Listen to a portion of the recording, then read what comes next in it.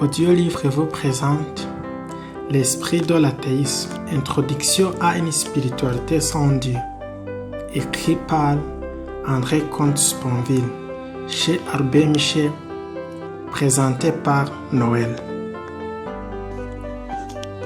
Avant-propos. Le retour de la religion a pris ces dernières années une dimension spectaculaire, parfois inquiétante. On passe d'abord aux pays musulmans.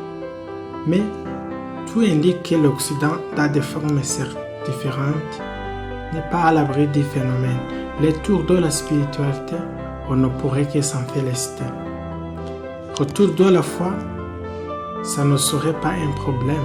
Mais le dogmatisme est levé avec trop souvent, et l'obscurantisme, et l'intégrisme, et le fanatisme parfois. On aurait tort de l'abandonner le terrain. Le combat pour les lumières continue, il a rarement été aussi urgent et c'est un combat pour la liberté. Un combat contre la religion, ce serait se tromper d'adversaire, mais pour la tolérance, pour la laïcité, pour la liberté de croyance et d'incroyance, l'esprit n'appartient à personne, la liberté non plus. J'ai été élevé dans le christianisme. Je n'en garde ni amertume ni querelle, bien au contraire. Je dois à cette religion, donc aussi à cette église, à l'occurrence la catholique, une part essentielle de ce que je suis ou de ce que j'essaie d'être. Ma morale depuis mes années pieuses n'a guère changé. Ma sensibilité non plus. Mais ma façon d'être athée reste marquée par cette foi de mon enfance et de mon adolescence. Pourquoi devrais-je en avoir honte? Pourquoi devrais-je même m'en étonner? C'est mon histoire, ou plutôt c'est la nôtre. Quel serait l'Occident sans le christianisme? Quel serait le monde sans ses dieux? Être athée, ce n'est pas une raison pour être amnésique. L'humanité est une, la religion en fait partie. Les religions aussi, et ni l'une ni l'autre n'y suffisent. J'ai horreur de l'obscurantisme, du fanatisme, de la superstition. Je n'aime pas davantage le nihilisme et la valeur. La spiritualité est une chose trop importante pour qu'on l'abandonne aux fondamentalistes. La tolérance, objet trop précieuse pour qu'on la confonde avec l'indifférence ou la mollesse. Rien ne me serait pire que de nous laisser enfermer dans une face-à-face mortifère entre le fanatisme des uns, quelle que soit la religion dont ils se réclament, et le nihilisme des autres. Mieux vaut les combattre tous sans les confondre et sans tomber dans leurs travers respectifs. La laïcité est le nom de ce combat. Reste pour les athées à inventer la spiritualité qui va avec. C'est à quoi cet ouvrage voudrait contribuer. Je l'ai voulu délibérément bref et accessible pour aller plus vite à l'essentiel et m'adresser au plus grand nombre. Il m'a semblé qu'il y en avait urgence. L'érudition ou les querelles d'experts peuvent attendre. La liberté de l'esprit, non. L'essentiel, s'agissant de spiritualité, il m'a paru tenir en trois questions. Peut-on se passer de religion? Dieu existe-t-il? Quelle spiritualité pour les athées? Laisse à y répondre. Tel est l'objet de ce livre. Les athées n'ont pas moins de... Les religions font partie de l'histoire de la société du monde. Elles sont immanentes. Dieu est réputé parfait. Aucune religion ne saurait l'être. L'existence de Dieu est douteuse. Ce sera l'objet de notre deuxième chapitre. Certes, des religions ne l'est pas. Les questions qui se posent à propos de ces dernières sont donc moins ontologiques que sociologiques ou existentielles. Il ne s'agit pas de savoir si les religions existent.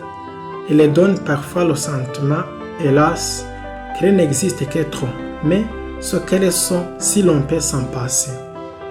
C'est surtout cette dernière question qui m'importe, mais on ne peut pas y répondre sans y aborder, ne serait-ce que brièvement la première. Qu'est-ce qu'une religion?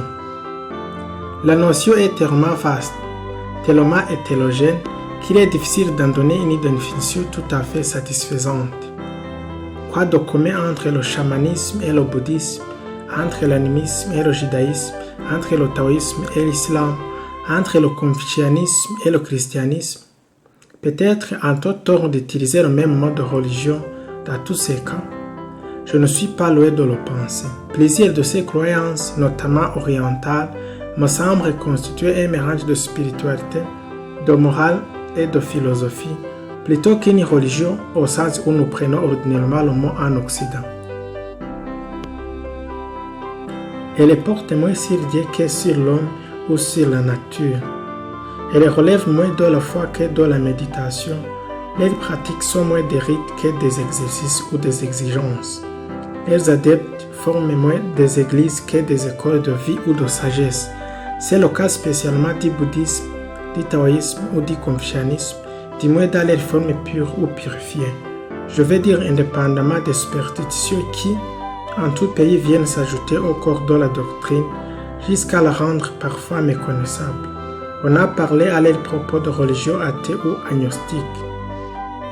L'expression pour paradoxale qui ressemble à nos oreilles d'occidentaux n'est pas sans quelque pertinence.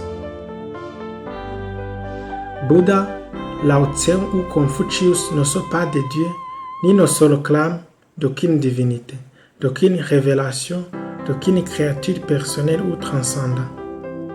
Ce ne sont que des hommes libres ou libérés, ce ne sont que des sages ou des maîtres spirituels. Mais laissons. Je ne suis ni ethnologue ni historien des religions. Je m'interroge en philosophe sur la possibilité de bien vivre sans religion. Cela suppose qu'on sache de quoi l'on parle. Nous avons besoin pour cela d'une définition, fût-elle approximative et provisoire. On cite souvent parce qu'elle est éclairante celle qu'est donnée Durkheim dans le premier chapitre des formes élémentaires de la vie religieuse. Une religion est un système solidaire de croyances et de pratiques relatives à des choses sacrées, c'est-à-dire séparées, interdites, croyances et pratiques qui unissent à une même communauté morale appelée Église tous ceux qui y adhèrent. On peut en discuter certains points. Le sacré n'est pas seulement interdit ou séparé, il est aussi vénérable. La communauté des croyants n'est pas forcément une église, etc. Mais guère, me semble-t-il, l'orientation générale.